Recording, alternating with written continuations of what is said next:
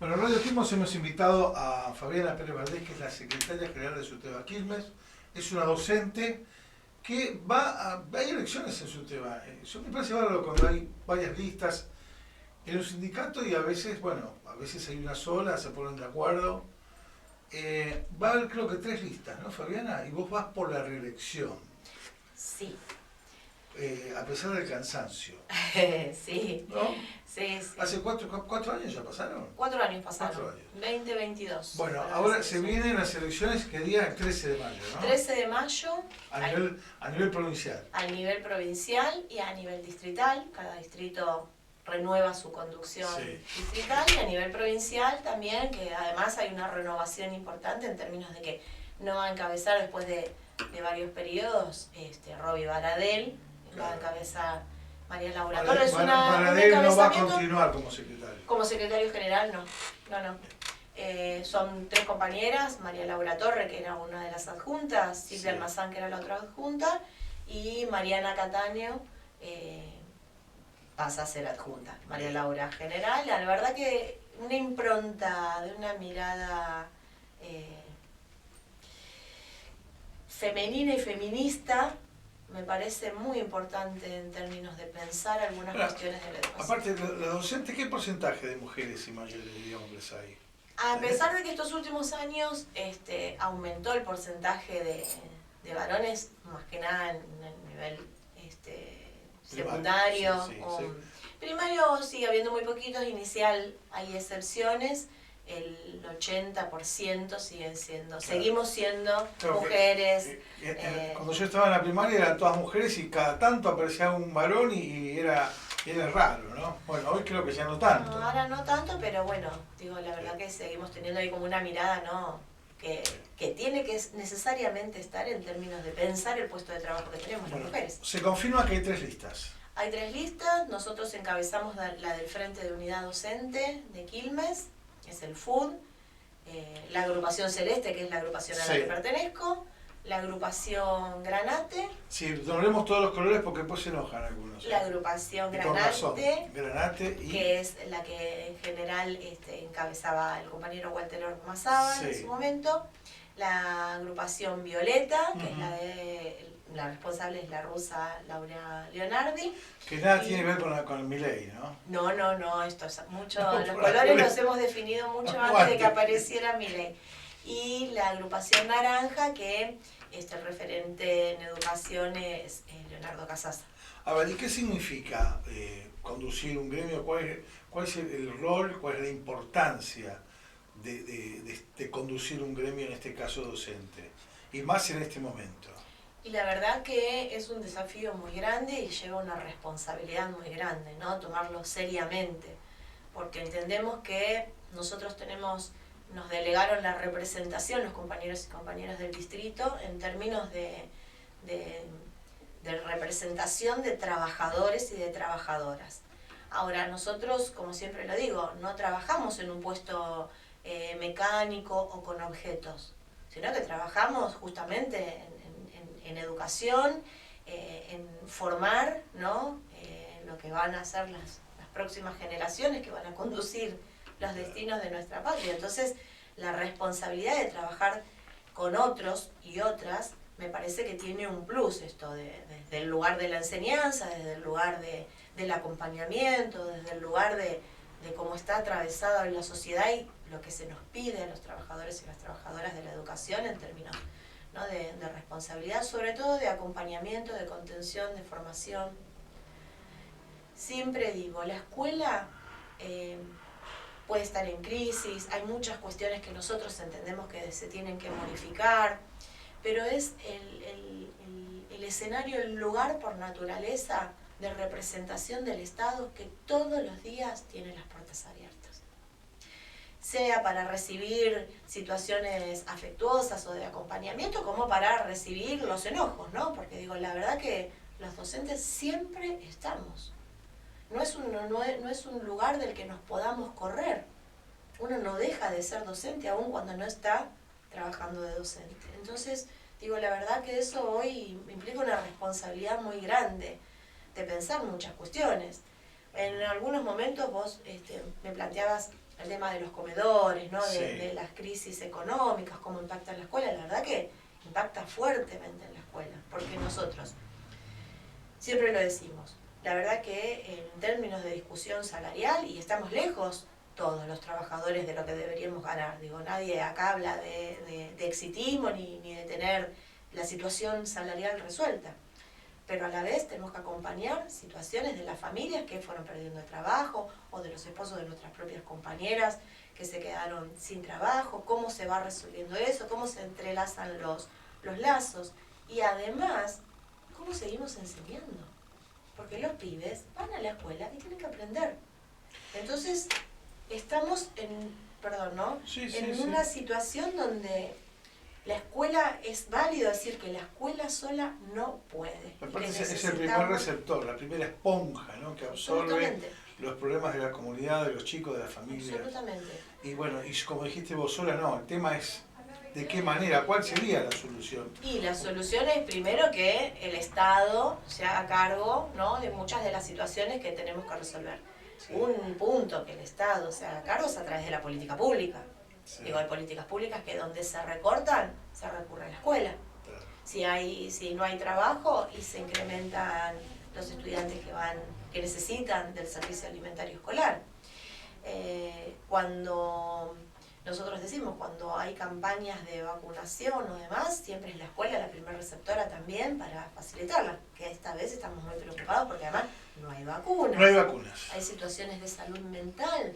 No hay efectores de salud mental. No hay medicamentos. No hay medicamentos. Se restringieron los medicamentos que se otorgaban. Digo, hay muchas cuestiones que tenemos que plantear para mejorar.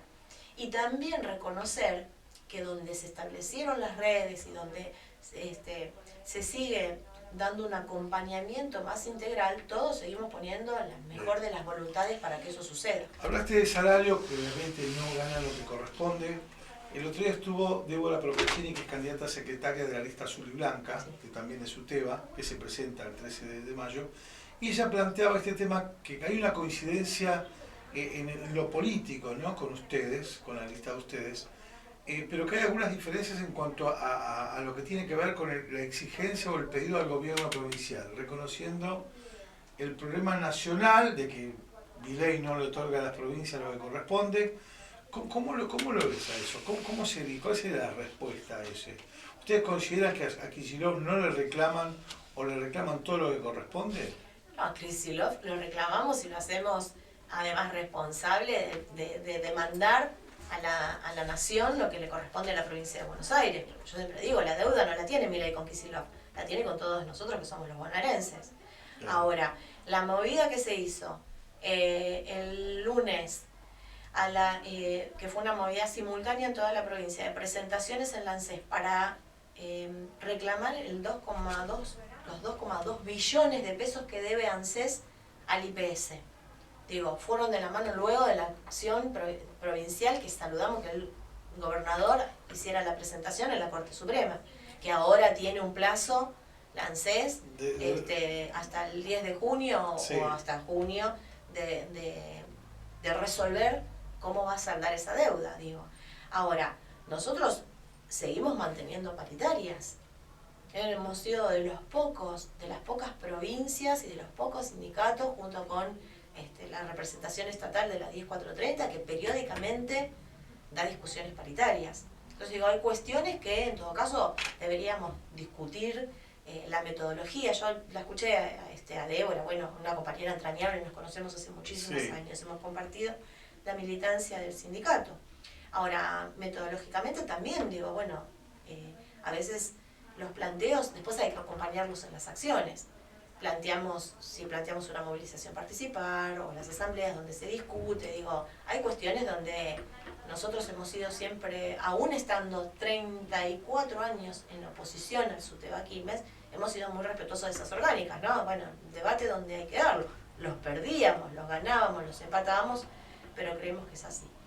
Después tenemos coincidencias generales, nosotros también entendemos que el gobierno de la provincia tendría que avanzar en algunas cuestiones en términos de reformas tributarias o de pensar, ¿no? en aquellos grandes aportantes. Pero no desconocemos la realidad. de la baja de la recaudación, del ahogamiento financiero. Digo, hay cuestiones que nosotros no vamos a defender al gobernador porque él tiene con qué hacerlo. Lo que sí entendemos que venimos dando debates y que se hace muy difícil. Ahora, no comparamos de ninguna manera el gobierno de Kicillof con el de Milei. Entendemos que hay voluntades totalmente diferenciadas. Sí que el gobernador tendría que dar un paso más y ponerse al frente de conducir una estrategia de oposición. Eso lo entendemos claramente. Bien. Ahora, el reclamo eso no nos inhabilita el reclamo en las paritarias, ni en las mejoras de las condiciones de trabajo, ni en discutir en el ámbito de las prestaciones del IOMA, ni de discutir que se generen las acciones para que los fondos del ANSES sostengan la deuda, se pague y se sostenga el IPS, porque la verdad que entramos si no en un mecanismo de crisis importante, sin dejar de plantear dónde se origina esta situación, que además claramente es en el 2023 con el recorte de Nación hacia los fondos de provincia. Bien. Quiero, antes de, digamos, no quiero despedirte sin hablar de un tema que preocupa mucho, que tiene que ver con estas amenazas, estos grafitis que aparecen en las escuelas, amenazas de bomba que preocupan muchísimo. ¿Cómo lo toman ustedes? ¿Cómo lo ven el tema? ¿Cómo lo viven? ¿Cómo lo sufren? ¿Se está haciendo lo que corresponde? ¿Habría que tomar otras medidas? ¿Cómo lo ves vos? Mirá, cuando la semana pasada, cuando empezaron las primeras, estábamos muy preocupados, siempre estuvimos en contacto con el cuerpo de inspectores, le exigimos a la Dirección General de Escuelas que tomara con seriedad el pensar un protocolo de intervención, que hubiera una sola indicación generalizada, porque veíamos que si no, cada distrito hacía en función de las fiscalías. Vimos esto que en general sucedió en muchas provincias y no hay un protocolo unificado. Hay provincias que incluso han detenido o demorado a los estudiantes. Bueno, se generó como una cuestión muy inédita, caótica, porque desbordó en términos de la simultaneidad, ¿no?, de las acciones y de cómo no minimizar ninguna de estas acciones, porque venimos además de dos situaciones que fueron de un impacto muy grande.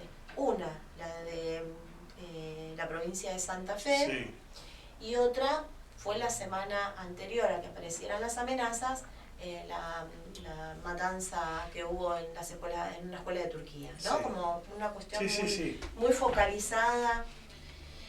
Ahora, la verdad que con esto de decir la escuela sola no puede, es pensarlo todos. Nosotros exigimos que haya una interministerial donde esté el Ministerio de Justicia, donde esté el Ministerio de Seguridad, donde esté la Dirección General de Escuela y donde esté representado los organismos de niñez y adolescencia.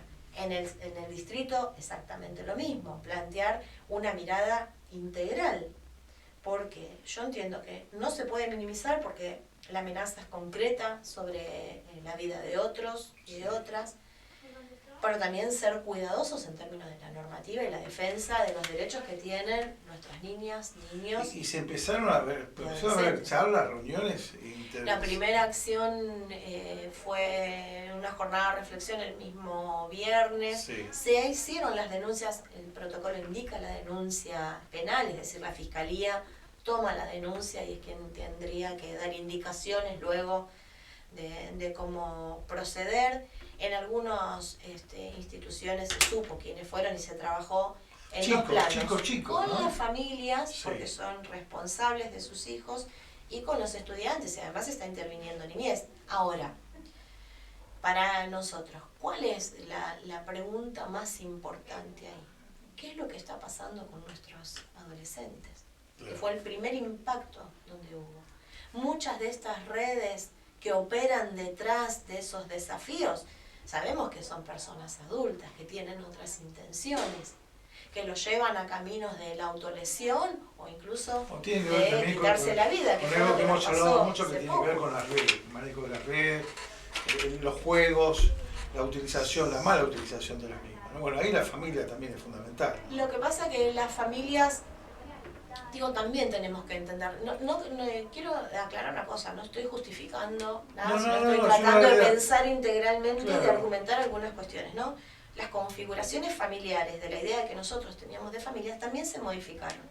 Claro. Y también tenemos que acompañar el proceso de las nuevas conformaciones. E incluso en los niveles más chicos se vuelven a tomar algunas medidas en términos de lo que antiguamente fue la escuela para padres. Sí. Mira, ayer una directora me decía, estamos haciendo talleres con las madres, Ah, ¿no? interesante. Y que una de las cuestiones a diferenciar era agua hirviendo de agua hervida. Mira qué cuestión tan menor que sin embargo podía generar una situación de lesión, porque el agua hervida para limpiar, por ejemplo, si tienen Sí. lagañas en los ojos, alguna situación de Sí. limpieza, no es la misma que el agua hirviendo. Claro. Entonces, ¿cómo, no? Ese ejemplo a mí me impactó, Sí, sí, porque sí. digo, ¿cómo desde algún lugar también acompañar ese proceso?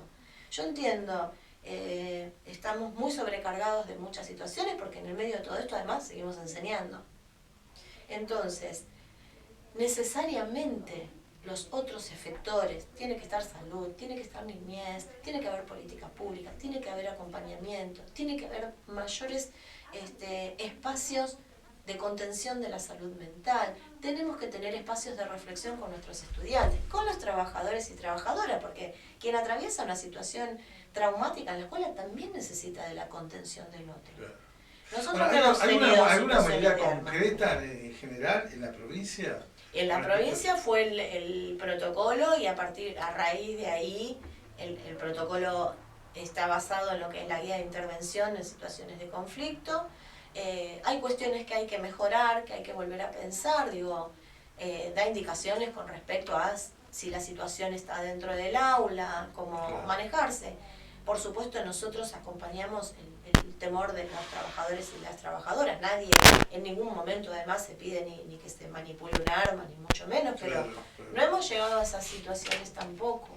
Pero sí entiendo que tenemos que estar prevenidos. Estar en alerta, digamos. Estamos en alerta, se está trabajando mucho, solicitamos las jornadas institucionales, además para el acompañamiento de nuestros compañeros y de nuestras compañeras en términos de formación.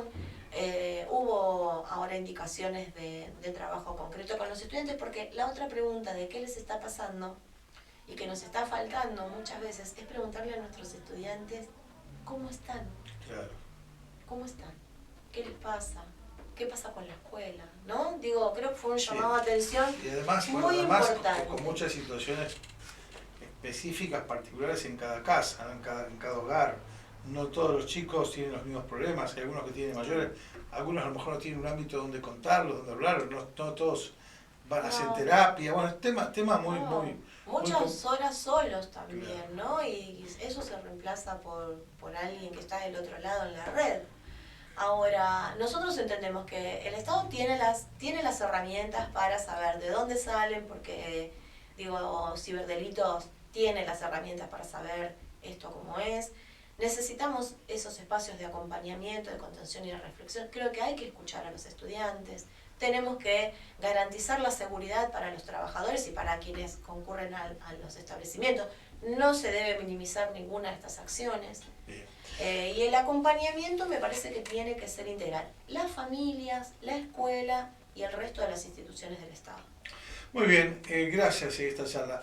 Antes de la elección vamos a volver a charlar, ¿Debate? ¿Te animás con las otras candidatas? Por supuesto, siempre. Bueno, vamos a tratar de que estén aquí y charlamos un poquito a ver si hay diferencias, son tantas. Hay elecciones el 13 de mayo, tenemos tiempo todavía. Muchas gracias. Gracias, muy amable.